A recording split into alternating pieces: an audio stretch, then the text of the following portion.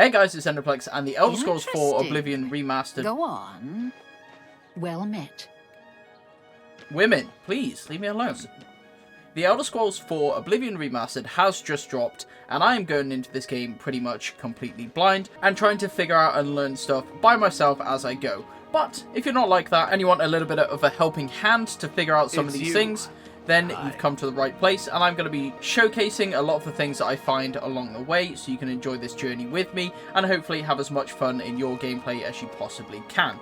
Now, if your playstyle is anything like mine, you might be the sneaky sort of assassin-y type, and what that means is I just love to lockpick things. I love to lockpick absolutely anything I can. I will go into anyone's house and try and rob them blind, but something you may have found in Oblivion is the lockpicking actually isn't as easy as I tended to find it over in Skyrim. So I've been finding it a little bit difficult, and I have played with it and messed with it quite a lot to try and figure out the best and easiest methods to lockpick efficiently.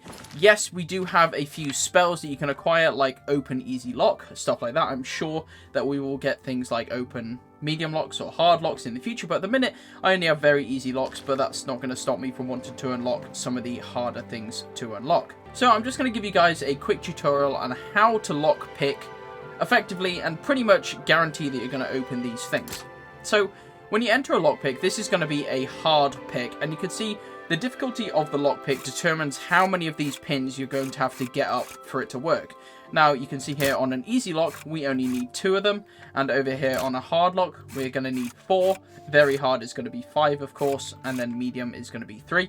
So the difficulty of the lock is going to determine how many of these you need to get up. But as these tumblers are further to the right, they're no easier on the far right or the far left than they are. All of these tumblers are the exact same difficulty to do. So the way that the lockpicking works is you have to move the pick upwards, and then you need to set the tumbler when it reaches the roof. And now if you're doing this wrong, trying to set the tumblers, you might maybe get the first one, you might maybe catch the second one, but if you break the third one, it's going to reset you back to the start, and you have to do all 3 again, and it can become quite difficult, and you can quite often be losing your picks very, very quickly, and soon run out of lockpicks like you can see me doing here.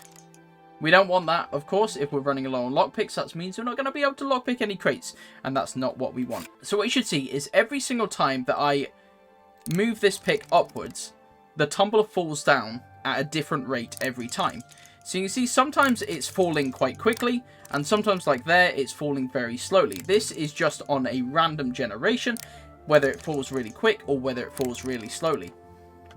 And so every time it goes from the top to the bottom, it will reset, and it will fall at a different speed every time. However, if you have it falling slowly and we keep picking and do not let the tumbler get to the bottom, you can see it's going to fall at the exact same rate every single time.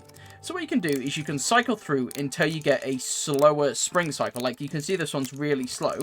And so if I keep pressing the pick moving upwards, I pretty much have the tumbler set to the maximum the entirety of the time, and providing I just time it well, it becomes quite difficult to actually fail these. So you're going to wait until there is a slow spring. That's quite a fast one. That's very fast. That's kind of fast. I'm going to wait for a really slow one. That's really slow. And then I'm going to time it up, up, up, up, lock. So you'll get the rhythm, you'll get the feel for it. And this way, you're never going to be breaking those picks on the very last one. See, we're falling very slowly now. 1, 2, 3, 4, lock. And then we'll do the same for the final one, and that will enable us to unlock this last one. That's quite an easy one. 3, 4, lock. And there we go. Lockpicked. Nice and easy. And we can take whatever we want. And pilfer. I take it you want something. Sorry, well, what is it? That's my bad. It was for a demonstration. You'll forgive me, I'm sure. And if you don't, you shall meet my blade. I missed. Wait. You shall meet my blade. Help! Help! I'm being attacked! It's all over, lawbreaker. Your spree is at an end. And that's going to be about it from me today, guys. If this little lockpicking guide did help you out on your Oblivion journey, please be sure to give me a like and maybe subscribe to the channel. And be sure to check out my live Oblivion playthrough over at twitch.tv/Ndoplex, and also over on my YouTube channel, where the VODs are uploaded there as well. Thanks for watching, guys. Take care, and I'll see you next time. Bye-bye.